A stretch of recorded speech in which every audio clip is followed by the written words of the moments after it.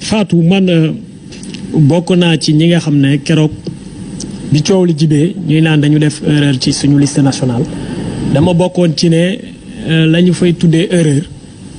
du motif boo xam ne valable na pour ñu rejeter suñu liste nationale. ma teg ko ci ay argument technique balaa sa politique di ñëw ak leneen dama ko teg ci li nga xam ne moom laa jàng te gëm ko. mais laata mooy ñëw ci sa tontu bi ci sa réponse ci sa question bi. dafay baax ñu taxaw seetlu tuuti jàngat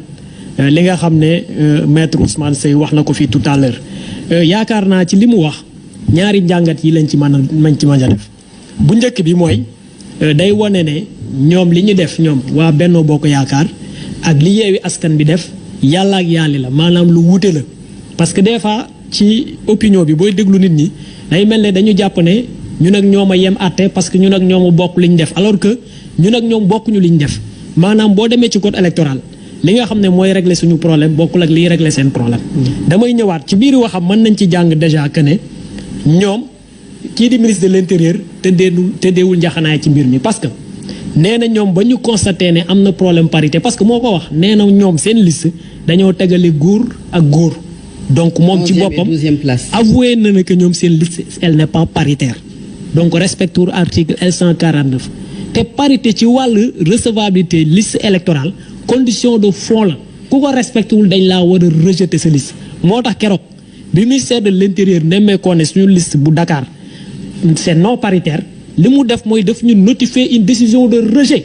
donc le fait que ginnaaw bi nga xam ne Sénat ak ña toogoon ci commission bi constaté nañ ne que liste nationale bu Benno Bokk Yaakaar paritaire lu tax ministère de l'intérieur notifié wu leen décision de rejet ne leen seen liste nationale bi paritaire kon damay jaar ak yéen fu ma jaar ak waa Yewwi Askan bi Dakar damay rejeter seen liste defu ko moom ci boppam nee na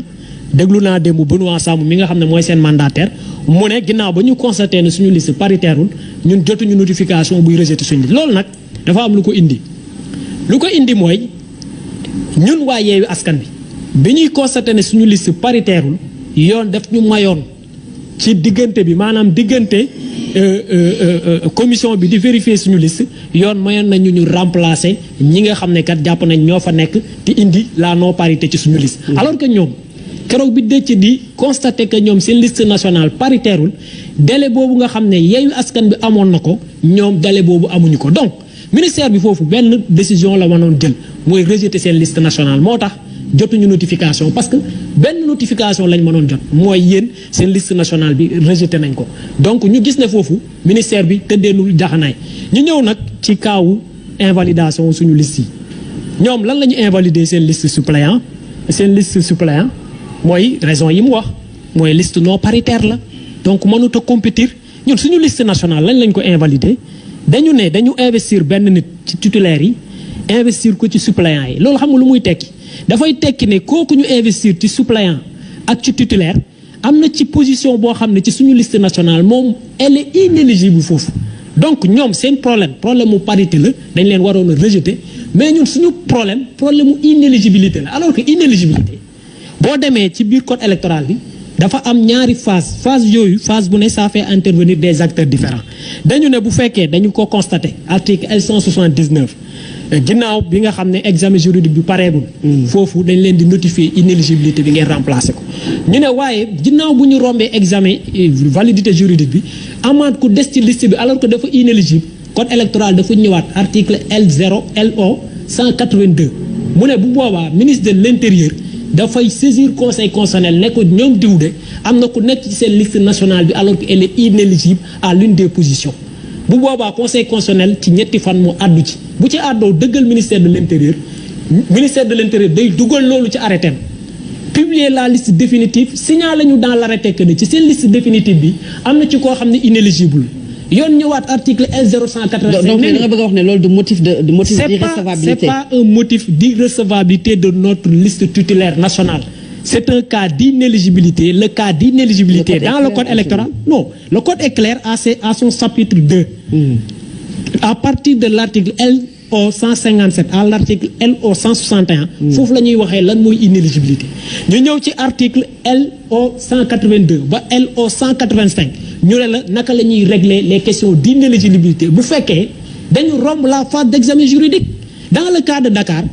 defaguñu la phase d'examen juridique moo tax conseil constitutionnel ne ministère de l'intérieur ne ko puisque commencé woon liggéey bi waroon nga leen a may ñoom ci kaawu Dakar bi ñu def les remplacements donte am na ay démissionnaires. mais remplacement yi également bi ngeen koy defee également góor moom moo koy wuutu jigéen moom moo koy wuutu foofu également est-ce que ñoom coalition Benno Bokk Yaakaar amuñu dëgg introduire recours pour que li nga xam ne jox nañ leen ko comme dëgg valider la liste de Dakar ñu neenal ko. waaw ci Fatou xam nga dañu nekk di discuter ci ab matière boo xam ne yàlla dafa dogal fii ci Sénégal. dafa tënku ci ay règles. mais tudd na fi léegi ay expression caractère intégral de la parité. je suis désolé expression boobu amul ci code électoral. code électoral li mu wax mooy góor topp jigéen góor topp ci moom loolu la code électoral wax donc utiliser na fi ay caractères yoo xam ne ay expression yoo xam ne ay caractère intégral de la parité ak yi demee noonu remplacement bi mais y a un vide juridique foofu. amul benn disposition ci biir code électoral bi wala ci constitution buy naan en cas de remplacement sur une liste électorale le même sexe un sexe remplace maanaam le remplaçant doit être du même sexe amul donc puisque c'est des dispositions qui n'existent c'est des expressions qui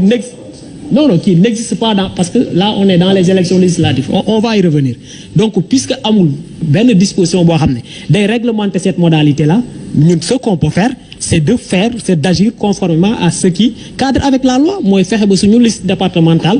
mu paritaire. Maintenant je conclue pour dire que dans cette affaire il faut accepter quand même que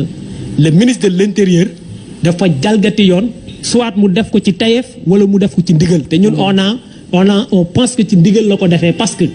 ñi muy wax naan duñu waa DG commission bi en majeure partie sont de la DG elle est dirigée par le directeur des opérations électorales il y a le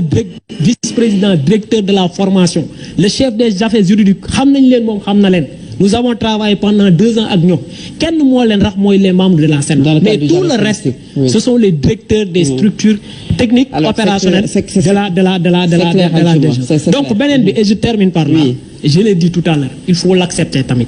le ministère de l'Intérieur a fait une rupture d'égalité devant la loi parce que wax naa la le cas de Yewwi Askan Wi c'est un cas d'inéligibilité alors que fii c'est une question de respecter des obligations de fond parité ak parrainage alors que loolu yoon li mu ci wax jarul ñuy càmbar liste bi on rejette toute la liste loolu mooy suñu